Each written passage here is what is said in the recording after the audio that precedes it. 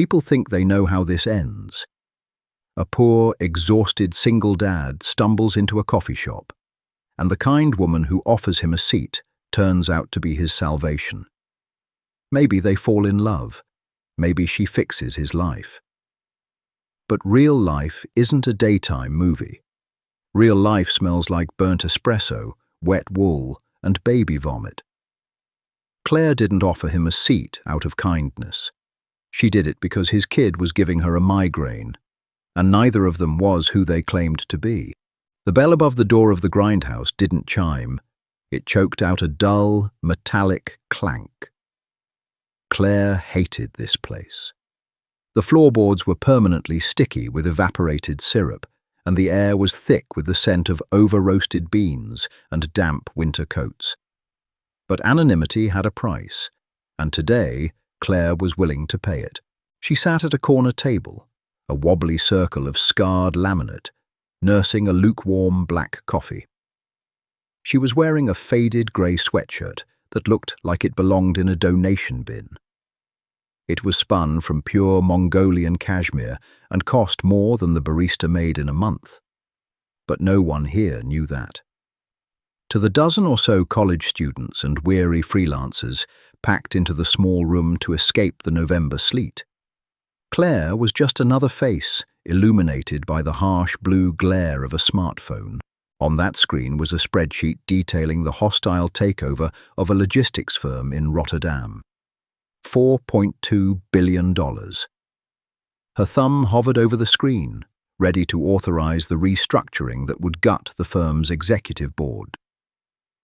Then came the noise. It started as a wet, ragged intake of breath, followed immediately by a shriek that cut through the low hum of the café like a serrated knife. Claire didn't look up. She squeezed her eyes shut, pressing the pad of her thumb into her temple. Just authorize the email. Send it. Go back to the penthouse. Shh, buddy, please, just give me 5 minutes. The voice was a low, gravelly rasp. It sounded like a man who hadn't slept since Tuesday. Claire cracked one eye open. He was standing in the aisle, blocking the path to the cream station. A large man, broad-shouldered but hunched inward, as if trying to shrink himself to avoid the glare of annoyed patrons. He wore a heavy canvas jacket over a red flannel shirt. A massive damp spot, smelling distinctly of sour milk and Cheerios, decorated his left shoulder. Clinging to his neck was a toddler, maybe 2 years old, face red and contorted in absolute fury, kicking rubber-soled boots against the man's ribs. Every table was full. People were doing that specific urban maneuver where they pretend to be entirely engrossed in their laptops while aggressively ignoring a public nuisance. A guy in a beanie put his headphones on. A woman reading a paperback physically turned her chair away. The man shifted the screaming toddler to his other hip, his large hand patting the boy's back in a rhythmic, desperate beat. He looked around. His eyes were bloodshot, the skin beneath them bruised with exhaustion. He looked at the empty wooden chair opposite Claire. Claire stared at her phone. She felt his gaze. She knew the social contract. She was taking up a table for 2, but she didn't want him sitting there. She didn't want the noise, the smell, the mess. She had $1 billion merger to finalize. She wanted him to turn around and walk back out into the rain. He took a step toward her. The floorboards creaked. "Excuse me," he said. His voice barely carried over the toddler's wailing. Claire looked up, her expression carefully blank. Up close, the damage was worse. There was a smear of something orange, mashed carrots, on his jawline. His hair, dark and thick, stuck up at odd angles. "Everywhere else is full," he said, gesturing vaguely to the room with his free hand. The kid let out another piercing wail, thrashing backward. The man winced, tightening his grip. "I just need to sit down to make a bottle. 10 minutes. I promise I won't bother you." He was bothering her. The sheer volume of the child was scraping against her nerves. But she looked at the man's hands. They were shaking. Just a slight tremor in the fingers. It wasn't weakness. It was systemic collapse. The sheer biological failure of a body running on nothing but adrenaline and fumes. Claire sighed. It wasn't a kind sigh. It was a sharp, put-upon exhale. She reached out and pulled her leather bag off the spare chair, dropping it onto the sticky floor by her feet. "Sit," she said, her voice flat. "Thank you. God, thank you," he breathed, practically collapsing into the wooden chair. The impact made the small table rattle, sloshing Claire's coffee over the rim of the mug. A brown puddle formed on the laminate. He didn't notice.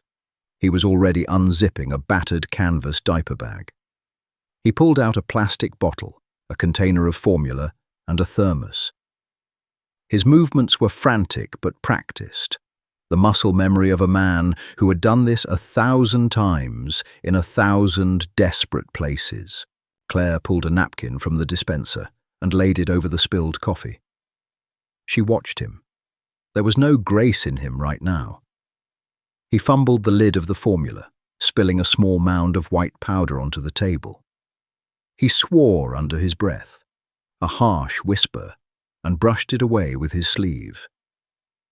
"Sorry," he muttered to Claire without looking up, pouring hot water from the thermos into the bottle. "He hates the rain. We had to walk from the clinic."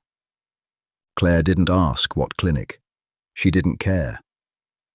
"It's fine," she lied, looking back at her phone. The numbers on the spreadsheet blurred. He capped the bottle, shook it violently, and then pressed the nipple to the child's lips. The crying stopped instantly. The silence that rushed in was almost deafening. The only sound from their table was the wet, rhythmic suckling of the toddler and the ragged, heavy breathing of the father. The man leaned back in his chair, letting his head thump against the brick wall behind him. He closed his eyes. His chest rose and fell in a deep, shuddering sigh. Claire watched him over the top of her phone. She noticed the frayed cuffs of his flannel. She noticed the scuffed leather of his boots. He looked exactly like the kind of blue-collar casualty her company acquired and laid off by the thousands. He was the statistic on page 42 of her quarterly reports. But then, as his arm relaxed on the table, the sleeve of his jacket rode up. Claire's eyes narrowed. It was a watch. Most people wouldn't look twice at it. It had a dull grey band, scratched and scuffed, with a plain black face. But Claire knew exactly what it was. A Patek Philippe Aquanaut, custom matte finish. That wasn't something bought at a typical jewelry store. It was acquired through a broker after sitting on a waiting list for 5 years, costing north of $80,000. Claire lowered her phone. She looked at the mashed carrots on his jaw. She looked at the worn canvas diaper bag. Then she looked back at the watch. "Who the hell are you?" she thought. The rain picked up, lashing against the front window of the café in heavy diagonal sheets. Inside, the steam from the espresso machine hissed angrily. For 10 minutes, they didn't speak. The toddler finished the bottle, his eyes drooping, the fight completely drained from his small body. The man, Arthur, though Claire didn't know his name yet, gently pulled the bottle away and lifted the boy onto his shoulder, patting his back with a slow, heavy hand.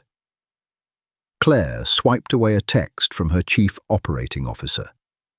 "Board needs an answer by 2 p.m. Are we liquidating?" She locked the phone and set it face down on the table. Arthur opened his eyes. They were a pale, washed-out blue. He caught her staring at him, but he didn't seem to have the energy to feel self-conscious. He reached across the table, grabbed a napkin, and wiped the spilled formula into his hand, dumping it onto his own plate. "Sorry about the mess," he said, his voice thick. And the noise. It's been a hell of a week.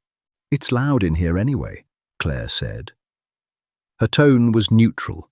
She wasn't naturally warm, and she wasn't going to fake it. Does he usually scream like he's being actively murdered? A short, dry bark of a laugh escaped Arthur's lips. It sounded like it hurt. Only when he's teething, tired, and stuck in the rain. So, yes, frequently. He shifted the sleeping weight of the boy. I'm Arthur, by the way. This is Leo.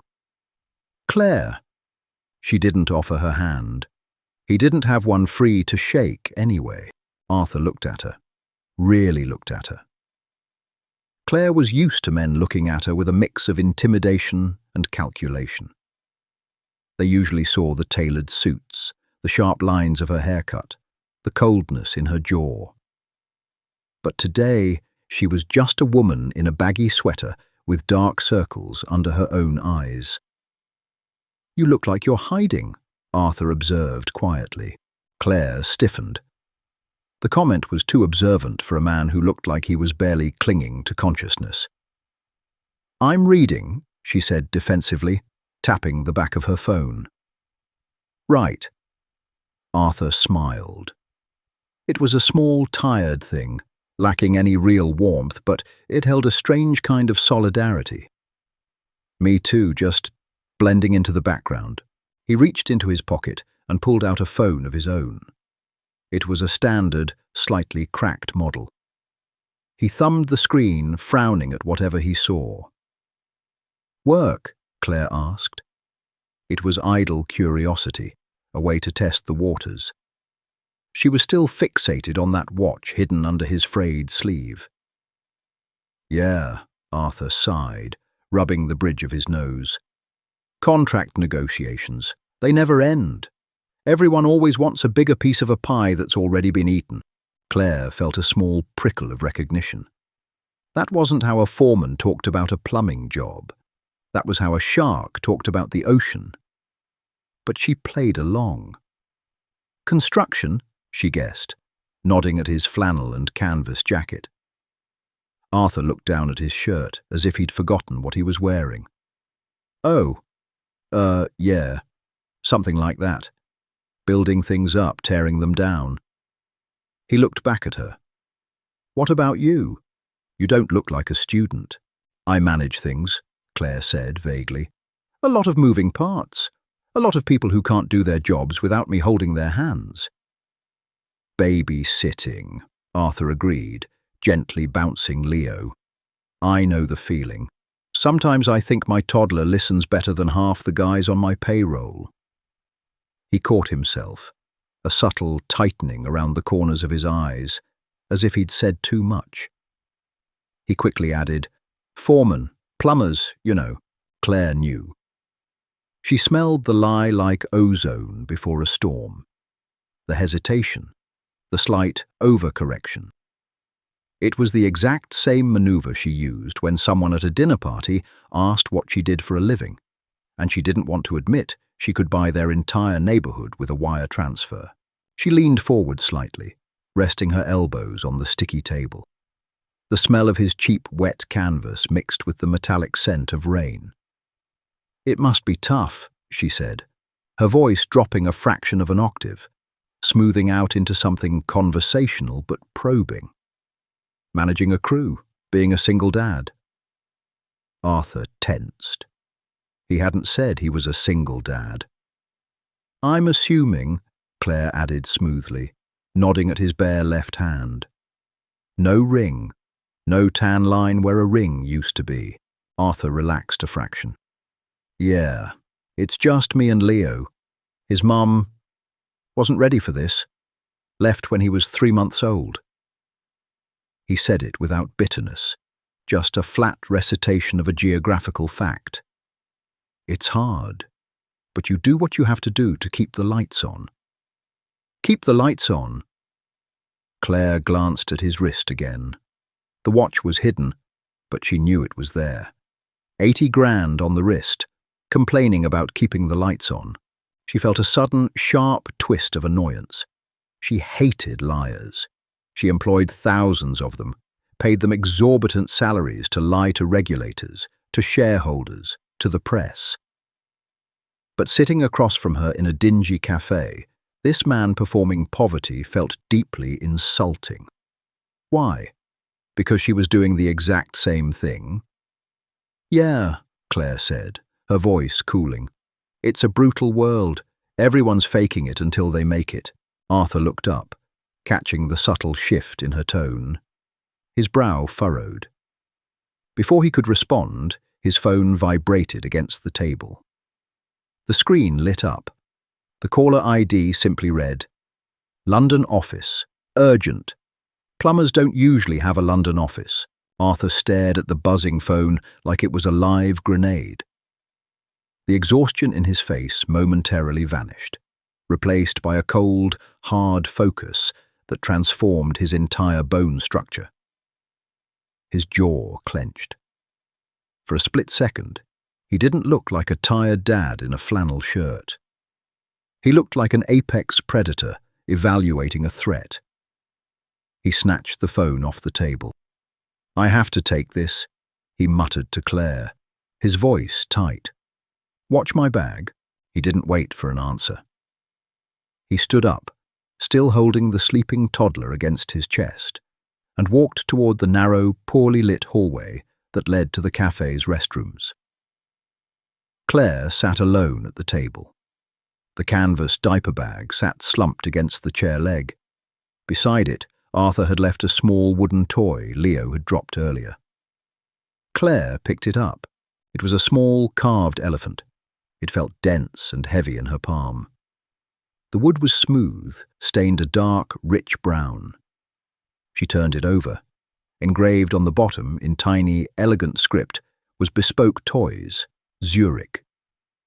Claire let out a short, cynical breath. A custom-carved Swiss toy. An $80,000 watch. A London office. She looked toward the hallway. Arthur was standing near the door of the men's room, pacing in a tight circle. He was speaking in a low, furious whisper. The cafe was loud, the hiss of the milk steamer masking most of the noise. But Claire had spent her entire life training herself to hear what people didn't want her to hear.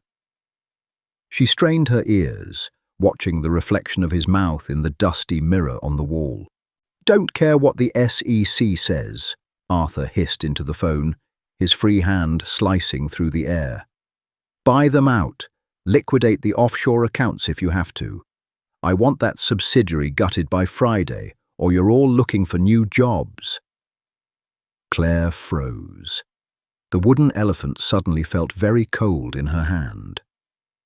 Liquidate the offshore accounts, gut the subsidiary. She recognized the rhythm of those words. She had spoken them herself, maybe an hour ago.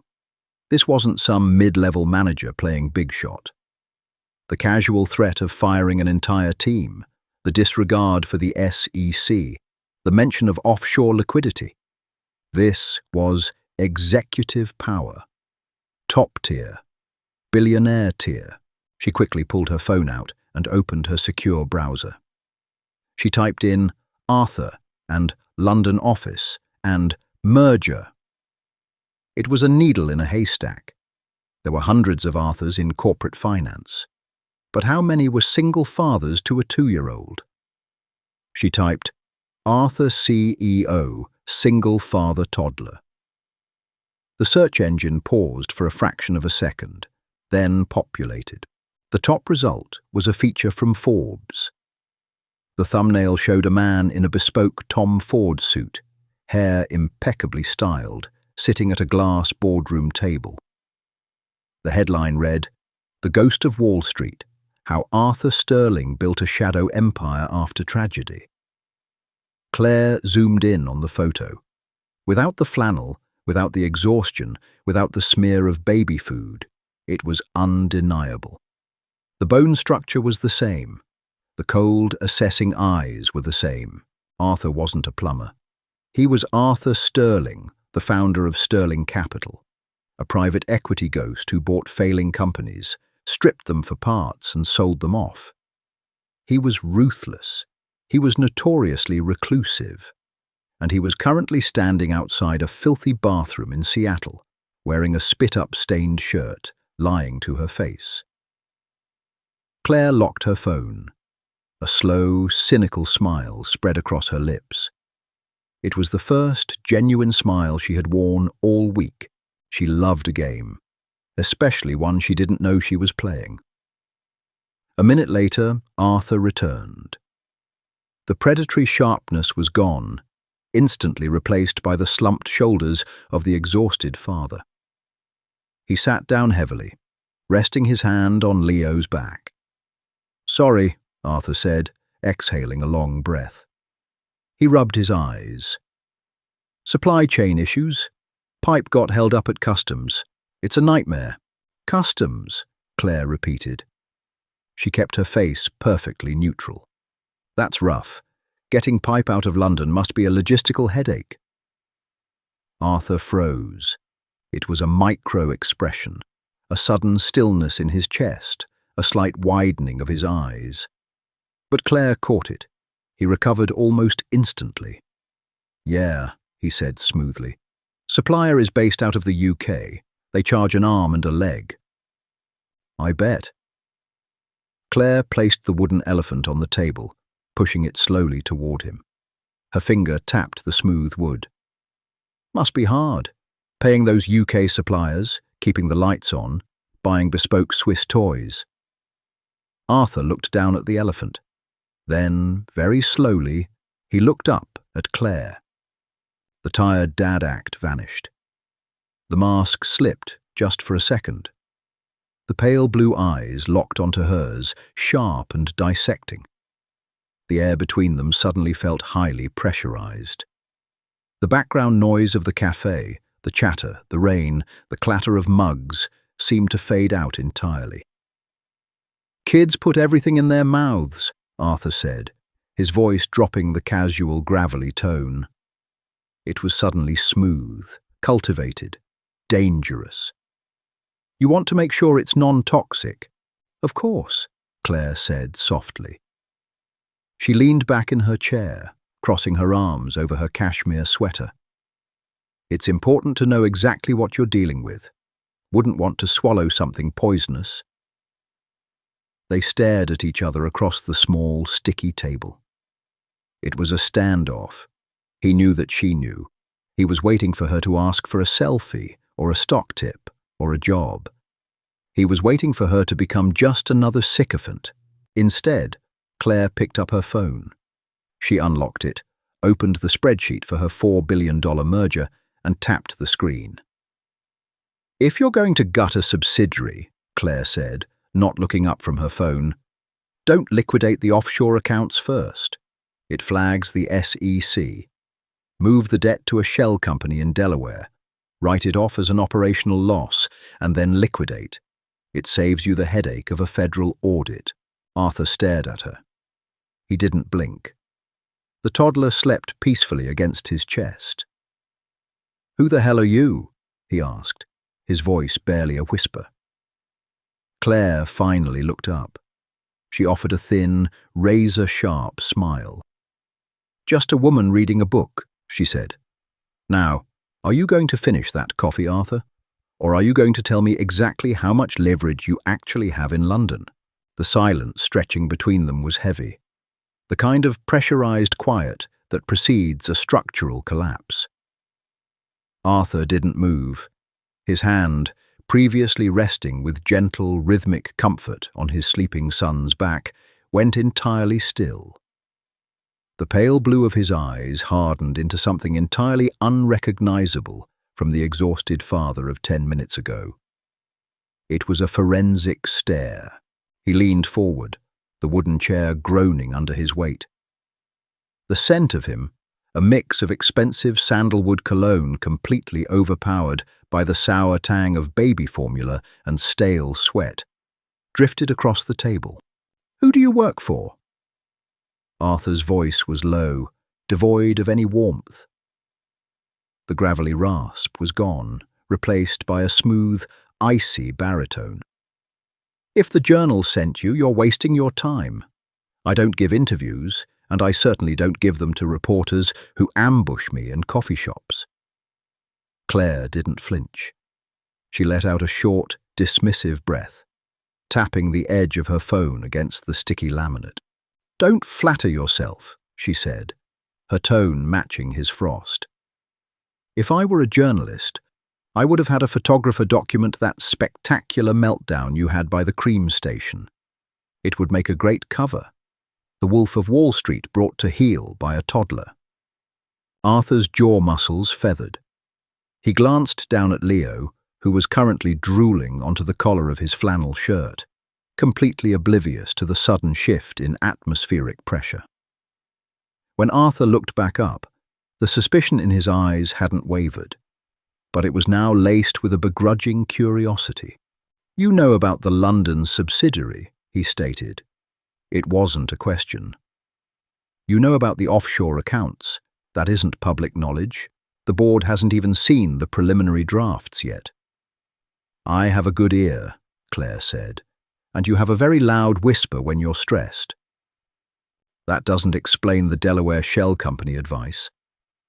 He leaned closer, his broad shoulders blocking out the dim light from the window.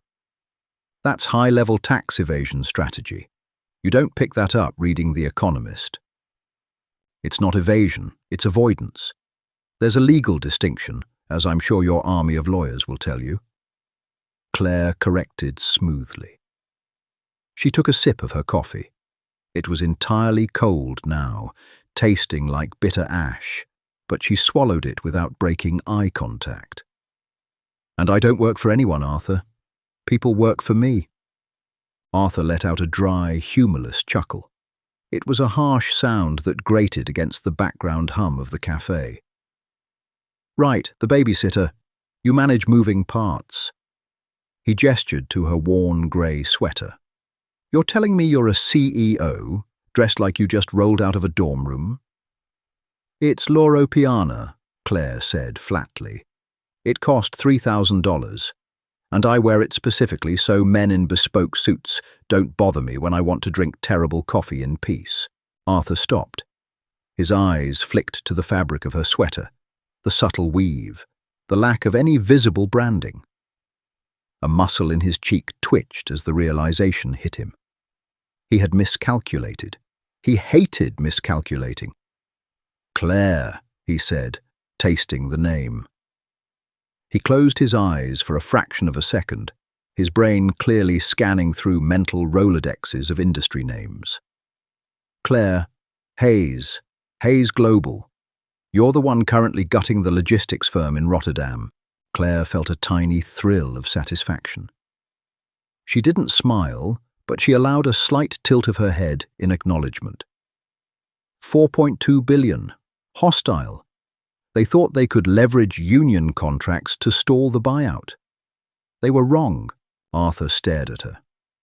The animosity slowly drained out of his posture, replaced by a strange, hollow kind of exhaustion. He slumped back into his chair, the wood creaking again. He looked down at the Patek Philippe watch hidden under his frayed sleeve, then up at the peeling paint on the ceiling of the grindhouse. "Hayes Global," he muttered. He let out a long, heavy breath that ruffled the dark hair on his sleeping son's head. "I came in here because it was the grimiest, most off-the-grid place on the block. I just wanted 10 minutes where I wasn't Arthur the CEO, where nobody needed a decision, a signature, or a wire transfer. Just 10 minutes to be a guy failing to get his kid to drink a bottle." He looked at her, his expression raw and imperfect. The predator was gone. The exhausted man was back, but this time the mask was off. "And out of all the tables in Seattle," Arthur said, a bitter smile touching the corners of his mouth, "I sit down with the only person in the room who can audit my tax strategy. Fate has a terrible sense of humor." Claire agreed softly. She looked at him, really looked at him. Stripped of the aggressive posturing, He just looked like a man drowning in a very expensive ocean. She surprised herself by reaching across the table and sliding the small wooden elephant closer to his hand. "For what it's worth," Claire said, her voice dropping the corporate edge. "The Delaware maneuver. It works. I used it in 2022 during the tech crash. Saved me $50 million in federal penalties. Use it. Keep the lights on." Arthur looked at the toy, then at her. "Thanks," he said quietly. For the first time since he had crashed into her table, the silence between them wasn't a weapon. It was just quiet. The truce lasted exactly 4 minutes. It broke not with a corporate threat, but with a sudden, violent jerk from the toddler. Leo woke up entirely disoriented, his small hands clawing at the air. He let out a loud, confused squawk, his face scrunching into a deep red knot of displeasure. Hey, buddy, I got you," Arthur murmured, his voice instantly dropping an octave into a soothing, practiced hum. He shifted the boy's weight, trying to rock him back to sleep. Leo was not having it. He twisted in Arthur's grip, his rubber boots connecting sharply with Arthur's ribs. The boy let out a wail that made the barista behind the counter drop a metal milk pitcher with a loud clatter. Okay, you're up, Arthur sighed, looking deeply resigned. He sat Leo upright on his lap. The toddler immediately zeroed in on the table. His eyes, dark and wide, locked onto the shiny black surface of Claire's smartphone. Before Arthur could react, Leo lunged forward. His small, slightly sticky hand slammed down on the screen. Claire gasped, a visceral, undignified sound. She snatched the phone back with lightning speed, her heart hammering against her ribs. On the screen, the spreadsheet for the Rotterdam acquisition had been wildly scrolled. A block of cells highlighted in bright yellow. "Don't touch that," Claire snapped, her voice sharp and authoritative. It was the voice she used when a junior executive made a catastrophic error in a board meeting. Leo froze. His lower lip began to tremble. Arthur's hand immediately shot out, hovering protectively in front of his son's chest. His eyes flashed. "Hey, relax. He's 2. He doesn't know what a hostile takeover is. He almost authorized a restructuring that would fire 400 people in the Netherlands," Claire shot back, furiously tapping the screen to undo the highlight. Her chest was tight. She wasn't used to unpredictable variables. Her life was a meticulously curated series of controlled environments. This sticky, loud, chaotic child was a localized, natural disaster. "Well, maybe those 400 people owe him a thank you," Arthur retorted, though he pulled Leo firmly against his chest. He grabbed a stray napkin and began wiping down the toddler's hands, which were coated in a thin layer of dried formula and lint. Leo, sensing the tension, decided to vocalize his displeasure. He began to thrash, arching his back and screaming loudly enough to make the windows rattle. "Damn it," Arthur hissed under his breath. He checked his pockets, then began frantically digging through the canvas diaper bag with one hand. "Where are the snacks? Come on! Claire sat frozen. She hated this. She hated the noise, she hated the mess, and she hated the sudden, overwhelming feeling of uselessness.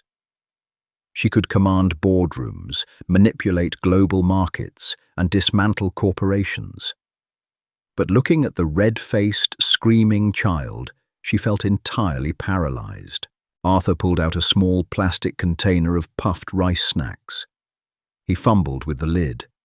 His hands were shaking again, that same systemic exhaustion catching up with him. The lid popped off violently, sending a shower of white puffs scattering across the sticky table and onto the floor. Arthur swore loudly, dragging a hand down his face. "Perfect, just perfect." Leo, seeing the snacks, stopped screaming and immediately lunged for the table, trying to grab a handful of the spilled puffs. Arthur caught him around the waist, pulling him back. "Nobody, those are dirty," Arthur said, his voice cracking with fatigue. He looked at the mess, then at Claire, who was pressed as far back into her chair as physically possible. The contrast between them was suddenly stark and humiliating. Here he was, Arthur Sterling, or whoever he really was, underneath the corporate shell, covered in spit-up, fighting a 2-year-old over dirty floor cereal. And there was Claire Hayes, untouched, pristine in her cashmere, looking at him like he was a biology experiment gone wrong. "You know," Arthur said, his voice tight, a bitter edge bleeding into his tone, "you don't have to stay. You can take your multi-billion-dollar spreadsheets and go find a quiet corner at the Ritz." Claire looked at him. She saw the deep lines around his eyes, the absolute bone-deep desperation of a man trying to hold two completely different, incredibly demanding worlds together, and failing at both. She felt a sudden, sharp pang in her chest. It wasn't pity. She despised pity. It was something closer to recognition. She remembered the early days of building Hayes Global, the panic attacks in bathroom stalls, the overwhelming, suffocating weight of being the only structural beam holding up a collapsing roof. He was drowning, and he was too proud to ask for a life raft. Claire slowly put her phone face down on the table. She looked at the scattered rice puffs. She reached out, ignoring the sticky laminate, and began to gather the clean puffs that had landed on her napkin. She piled them neatly into a small mound. Then she looked at Leo. "Here," she said. Her voice was stiff, awkward. She didn't do baby talk. She spoke to the toddler with the exact same cadence she used with her legal team. "These are uncontaminated." Leo stopped struggling. He looked at the pile of puffs, then up at Claire with large, wary eyes. He reached out a chubby hand, grabbed a puff, and shoved it into his mouth. He chewed loudly, staring at her the entire time. Arthur stared at her too. The bitter edge in his eyes melted into profound surprise. He watched her meticulously gather another stray puff from the edge of the table and place it on the napkin. "You don't have kids," Arthur stated softly. "God, no," Claire said, wiping her fingers on a fresh napkin with surgical precision. "I prefer investments that yield predictable returns." Arthur let out a genuine, startled laugh. It was a rich, deep sound that momentarily wiped the exhaustion from his face. "They definitely don't do that. It's high risk, zero liquidity, and the board of directors throws Cheerios at your head." Claire felt the corner of her mouth twitch upward. It was a microscopic smile, but Arthur caught it. "If I were your consultant," Claire said, leaning back and crossing her arms, "I'd tell you your management style is terrible. You're reacting to the crisis instead of controlling the environment." "Oh, really?" Arthur shifted Leo, who was now contentedly destroying the pile of puffs. He leaned an elbow on the table, looking at her with an amused, tired spark in his eyes. "And how does the great Claire Hayes control a 2-year-old meltdown?" "Bribery," Claire said, without missing a beat, "and clear, non-negotiable boundaries. I'll have my legal team draft a contract for him before bedtime," Arthur said, a smirk playing on his lips.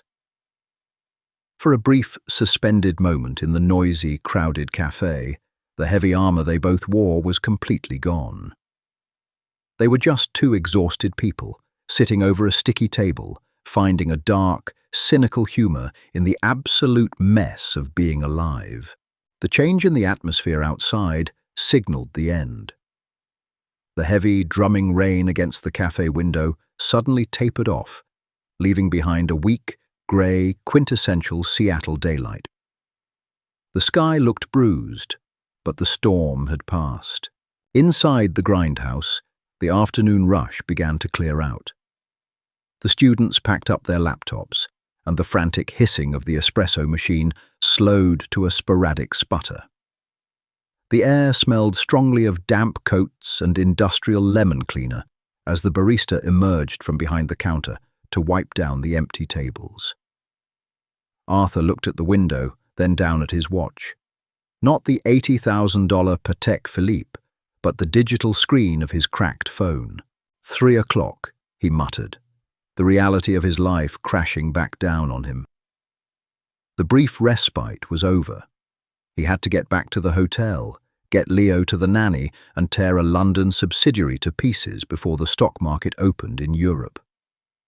He stood up, the chair scraping loudly against the floorboards. He was a large man, and standing up, he seemed to take up all the available oxygen in their small corner. He hoisted Leo, now heavy and lethargic with a post-snack sugar crash, onto his hip. Claire watched him. She didn't move. She felt a strange, hollow sensation in her chest. It was the feeling of a closed-door meeting ending abruptly, an unfinished negotiation left hanging in the air. Arthur grabbed the battered canvas diaper bag, slinging it over his broad shoulder. He looked down at Claire. The ambient light caught the sharp angles of his jaw, the harsh shadow of his stubble. He looked entirely out of place in the dingy café, a wolf forcing himself into sheep's clothing. "I have to go," Arthur said. His voice was back to the gravelly, guarded bass line. The moment of levity with the rice puffs was gone, locked away.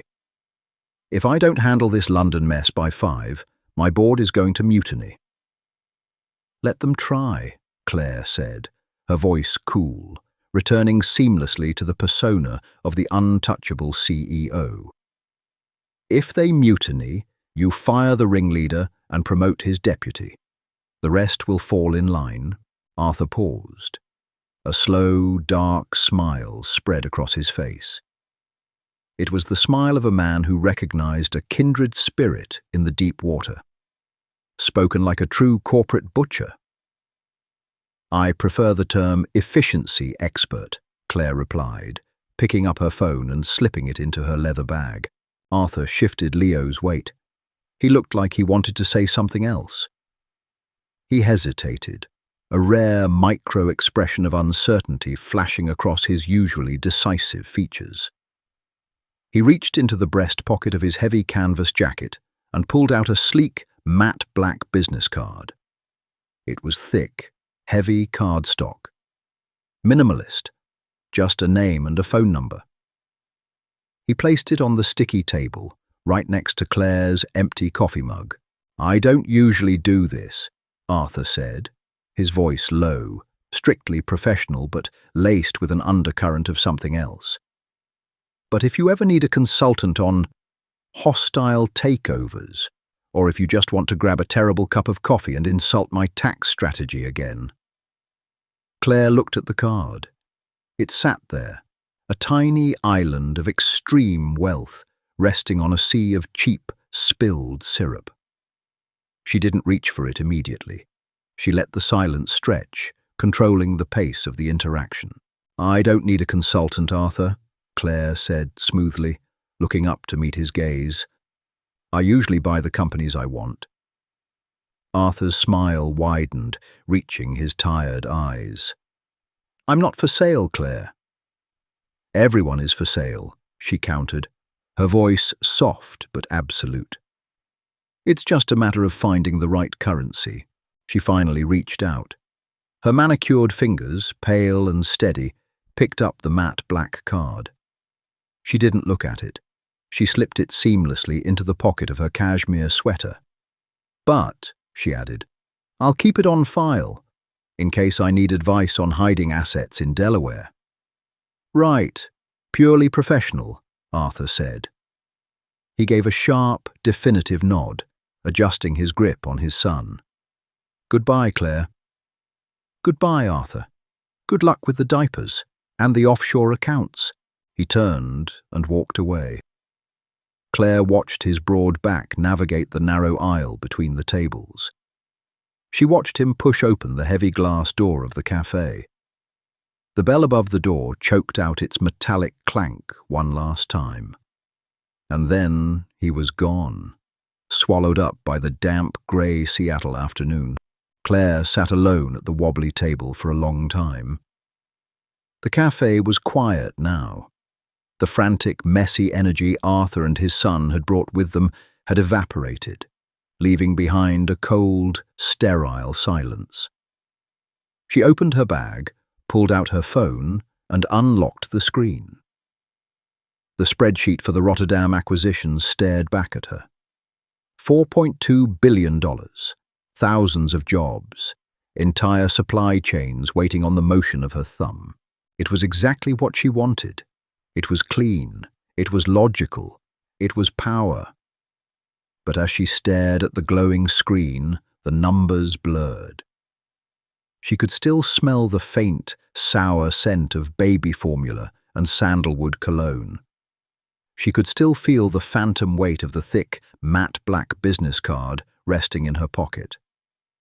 Claire closed the spreadsheet without authorizing the transfer. She locked the phone. For the first time in 10 years, the sterile, perfect world she had built for herself felt entirely, suffocatingly empty.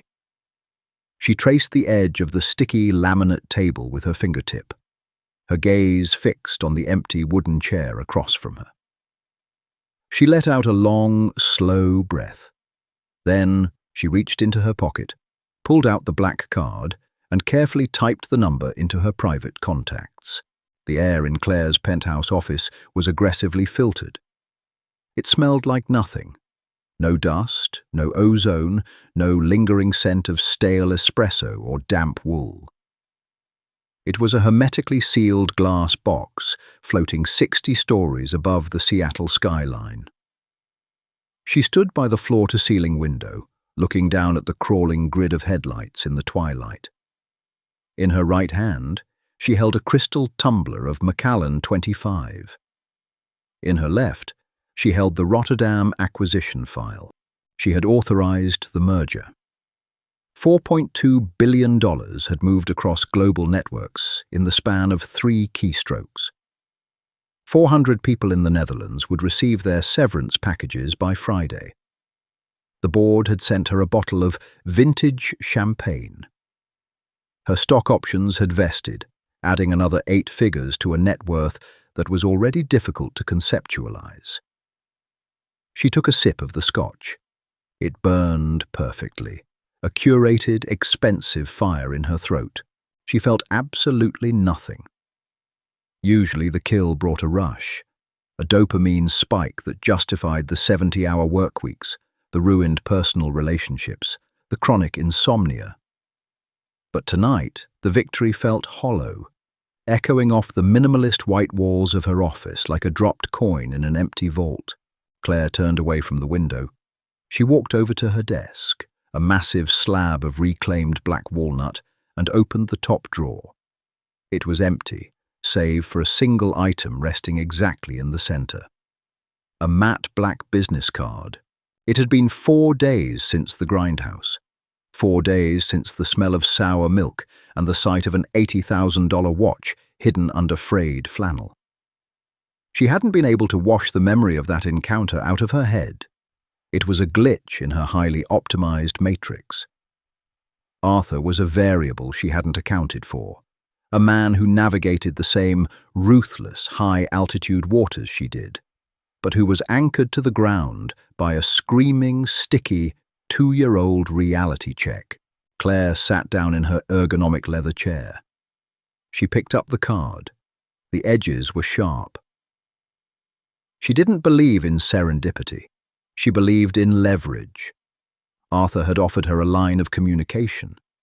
He thought it was a parting gesture, a nod of professional respect between 2 apex predators. He didn't realize that to Claire, a phone number wasn't an invitation to chat.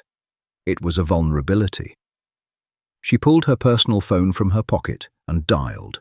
The line rang twice. The silence on the other end was heavy, static-free, highly encrypted. "Sterling." The voice was crisp, resonant, and entirely stripped of the exhaustion she had heard in the cafe. This was the CEO, the butcher. "I looked into your London subsidiary," Claire said, bypassing the greeting entirely. A pause, then the faint sound of a heavy door clicking shut on the other end of the line. The background noise of a bustling office vanished. "Claire," Arthur said. His tone shifted, the ice cracking just a fraction. "I thought you only dealt in hostile takeovers. You doing freelance auditing now?" "Only for assets I'm interested in," she replied smoothly, leaning back in her chair. She swirled the scotch in her glass. "Your supply chain is a mess. You're hemorrhaging capital on cross-border tariffs because your legal team structured the holding company in the UK instead of Ireland." "It's amateur hour, Arthur. It's no wonder your board was going to mutiny." Another pause. This one was longer, heavier. She could practically hear the gears turning in his head, calculating how she had bypassed his firm's firewalls, weighing the threat level. "You've been busy," he finally said. There was no anger in his voice, just a sharp, assessing curiosity. "Is this a shakedown, Hayes? Are you trying to short my stock?" "I don't play in the shallow end," Claire said, taking another sip of her drink. "I'm looking at a logistics network in Western Europe. I need a distribution channel that bypasses the current bottleneck in Rotterdam. Your failing London subsidiary has the exact warehouse footprint I need." "It's not failing," Arthur countered reflexively. "You were feeding your toddler floor cereal to stop a meltdown while hiding from your own shareholders in a dingy coffee shop," Claire said, her voice dropping into a low, clinical register. "Don't lie to me, Arthur. I saw the spreadsheet over your shoulder. You're bleeding out." A sharp exhale hissed through the speaker. "What do you want, Claire?" "Dinner," she said. The word hung in the air, completely disjointed from the aggressive corporate espionage they had just been discussing. "Dinner," Arthur repeated, the word heavy with suspicion. "You hack my subsidiary's tax records to ask me to dinner." "I don't hack. I acquire information through highly compensated back channels," Claire corrected gently. "And yes, tomorrow night, 8 o'clock, neutral ground. We discuss a joint venture. I fix your supply chain hemorrhage. You give me access to your UK distribution network. And if I say no, then I leak your Delaware shell company maneuver to the SEC and buy your subsidiary for pennies on the dollar when your stock tanks next Tuesday." A low, vibrating laugh came through the line. It was genuine, dark, and deeply appreciative. "You are an absolute nightmare." "I'm an efficiency expert," Claire said, a genuine smile finally touching the corners of her mouth. "Wear a real suit this time. I'll text you the address." She hung up before he could respond. She placed the phone face down on the desk. The silence of the penthouse rushed back in, but the hollow feeling was gone. Her pulse was elevated. The adrenaline was back. She had a new acquisition in her sights, and this one was going to be incredibly complicated. The restaurant was a subterranean speakeasy in the financial district, accessible only through a steel door in a loading dock. It catered exclusively to the 0.1%. There were no windows, no menus with prices, and no music. The air was thick with the scent of aged leather, cigar smoke, and roasted bone marrow. Claire sat at a curved booth in the darkest corner of the room.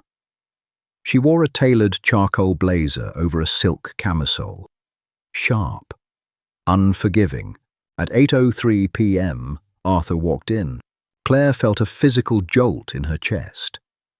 The transformation was complete.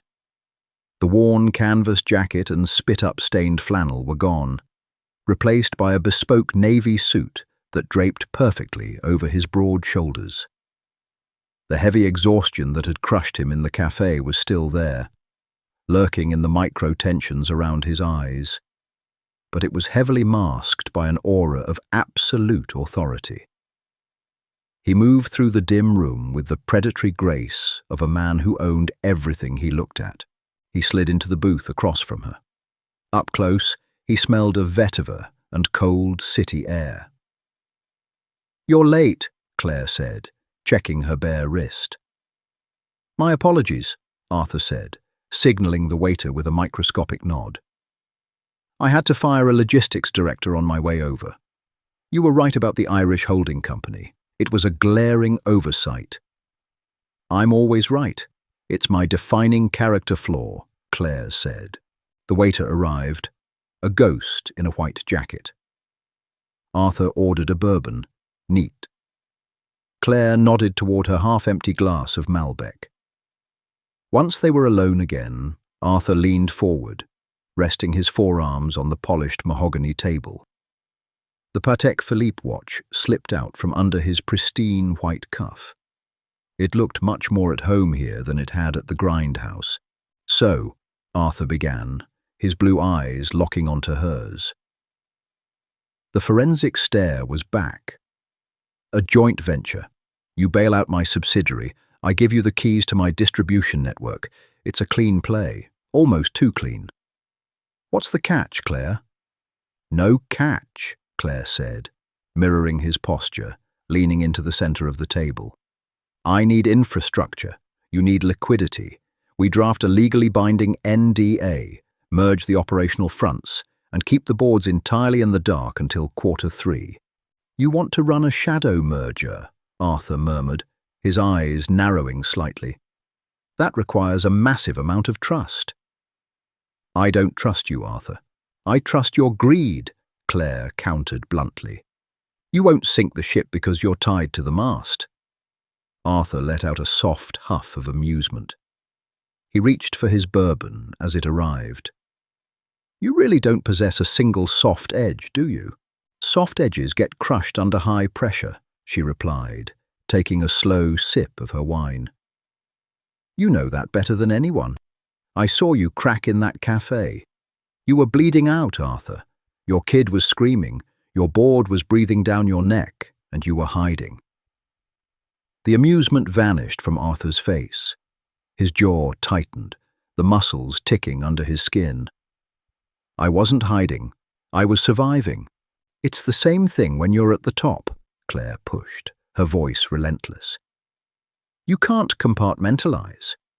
You're trying to be the ruthless CEO and the devoted single father, and they are mutually exclusive ecosystems. One is going to cannibalize the other. And what makes you the expert on my life?" Arthur's voice dropped, carrying a dangerous, low vibration. "You sit in your glass tower, moving billions of dollars, judging the messiness of actual human connection from a safe distance. You don't have anyone screaming for you, Claire. You don't have anyone depending on you for anything other than a paycheck." It was a direct hit. The words sliced through the thick, cigar-scented air and struck bone. Claire felt a sudden, suffocating tightness in her throat. He had effortlessly diagnosed the exact hollow emptiness she had felt standing in her penthouse the night before. She opened her mouth to fire back, to launch a counter-offensive, but her phone vibrated sharply against the mahogany table. She ignored it. "I manage reality," Claire said, her voice entirely devoid of emotion. "You are managing a fantasy." Arthur's phone suddenly lit up too. He glanced down, and the anger in his eyes instantly evaporated, replaced by a spike of pure adrenaline. He snatched the phone. "It's my nanny," he muttered, swiping the screen. He brought the phone to his ear. "Maria, what's wrong?" Claire watched the transformation happen in real time. The billionaire CEO dissolved. The armor cracked, shattered, and fell away. Arthur's face drained of color. His hand gripped the phone so tightly his knuckles turned white. "What do you mean he's gone?" "Maria, breathe. Where did you lose him?" Arthur's voice was a harsh, panicked whisper. He was already sliding out of the booth, throwing $100 bill onto the table. "I'm on my way. Call the police." He hung up, turning to Claire. The predatory grace was entirely gone. He looked frantic, terrified, completely human. "My son," Arthur said, his chest heaving. "He got away from the nanny at the park. I have to go." Claire didn't hesitate. The corporate warfare, the psychological sparring, the joint venture. It all vanished. She stood up, grabbing her coat. "Which park?" she asked, her voice snapping with absolute command. "Jefferson," Arthur stammered, already moving toward the door. "But you don't have to." "I have a private security detail parked outside in a black SUV. 4 ex-military contractors who know this city better than the police," Claire said, pulling her phone out and hitting a speed dial. She walked past him, leading the way. "We're going to find him." Arthur stared at her back for a fraction of a second, his defensive instincts completely short-circuiting. He didn't argue. He just followed her into the dark. The black SUV tore through the wet Seattle streets, ignoring traffic lights. Inside, the silence was suffocating. Arthur sat in the back seat, leaning forward, his elbows resting on his knees, his face buried in his hands. He was vibrating with a silent, consuming panic. Claire sat beside him. She wasn't offering useless platitudes. She wasn't rubbing his shoulder or telling him everything would be okay. She was working. She had her laptop open, tethered to her phone. "My security chief is interfacing with the park's surveillance grid," she said, her voice a calm, steady metronome in the chaotic silence. "We have the nanny's exact coordinates. They're setting up a perimeter. 2 blocks out, moving inward."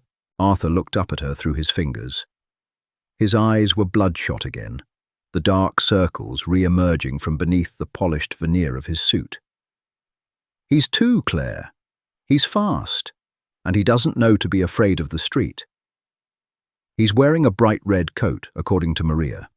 He's highly visible," Claire stated logically, typing a rapid sequence of commands into her encrypted comms channel. "Emotions will not locate him, Arthur. Data will. Focus on the data." It was a cold, robotic thing to say to a terrified father. But strangely, it worked. Arthur took a deep, shuddering breath. The panic didn't leave him, but it calcified into something sharper. He nodded once, gripping the leather armrest. The SUV slammed to a halt at the edge of Jefferson Park. The rain had started again, a fine, freezing mist. Police lights were already strobing through the dark, heavy branches of the pine trees. Arthur bolted from the car before it was fully in park. Claire followed, her heels sinking into the wet grass. The park was massive, a sprawling terrain of playgrounds, dense woods, and winding concrete paths. Arthur was sprinting toward a frantic woman standing near a set of swings, Maria, the nanny, who was sobbing into a police officer's notebook. Claire didn't go to the nanny. She stopped, opening her laptop under the scant cover of a street lamp. She plugged an earpiece in. "Talk to me, Miller," she commanded into the mic, speaking to her head of security. "Grid 1 is clear, boss. Moving to Grid 2. Thermal imaging is picking up a lot of small wildlife, but no heat signatures matching a toddler near the street." "Check the topography," Claire ordered, her eyes sweeping the dark landscape. "He's 2. He won't climb up. He'll take the path of least resistance, downward slope. Where does the water drain?" "There's a drainage culvert on the south perimeter. It leads down into a heavily wooded ravine." "Go," Claire said. She slammed the laptop shut and turned. Arthur was arguing with a police officer, demanding a helicopter, his voice raw and breaking. Claire walked over, grabbed Arthur by the sleeve of his Tom Ford suit, and pulled him away. South perimeter, ravine, now. They ran. They pushed through wet brush, the thorns tearing at Arthur's wool trousers and Claire's silk camisole. The ground sloped drastically, slick with mud and rotting leaves. Arthur slipped, catching himself on a tree trunk, his hands coated in dirt. He didn't care. He kept moving. They reached the bottom of the ravine. It was pitch black, the sound of rushing water masking any other noise. Claire clicked on a high-powered tactical flashlight she had taken from the SUV. The harsh, white beam cut through the dark, sweeping across the concrete lip of a massive storm drain. "Leo!" Arthur roared, his voice echoing off the concrete. "Leo!" Nothing. Only the rushing water. Arthur's shoulders collapsed. He dropped to his knees in the mud. The butcher of Wall Street, the man who dissolved companies with a phone call, was entirely, completely broken. Claire stood over him. The beam of her flashlight swept the edge of the water. Then she saw it, a flash of bright red. "Arthur," Claire said, her voice unnaturally sharp. She pointed the beam. Tucked into a small alcove of exposed tree roots, perfectly camouflaged by the shadows but illuminated by the stark white light, was a tiny, muddy figure.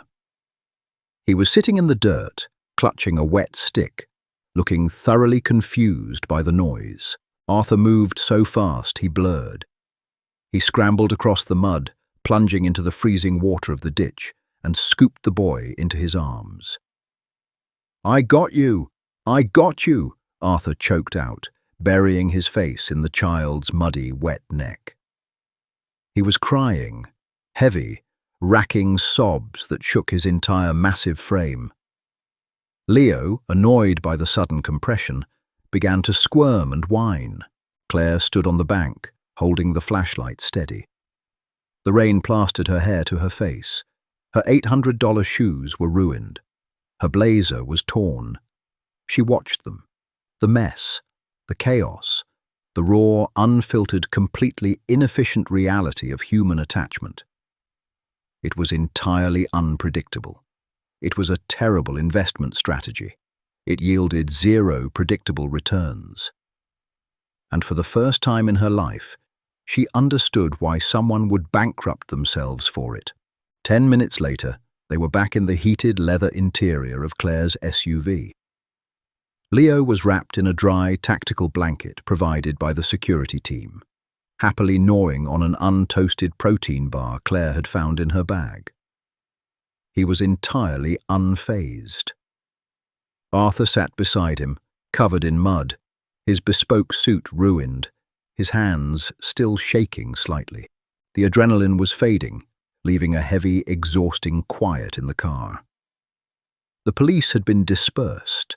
The nanny had been sent home. The engine purred smoothly as they drove away from the park. Arthur leaned his head back against the leather headrest. He turned his head slowly to look at Claire. She was staring straight ahead, typing an email on her phone as if she hadn't just waded through a mud pit. "Thank you," Arthur said. His voice was hoarse, stripped to the studs. Claire didn't look up from her screen. "My security team operates at a 98% efficiency rate. The police average 42% in the first hour.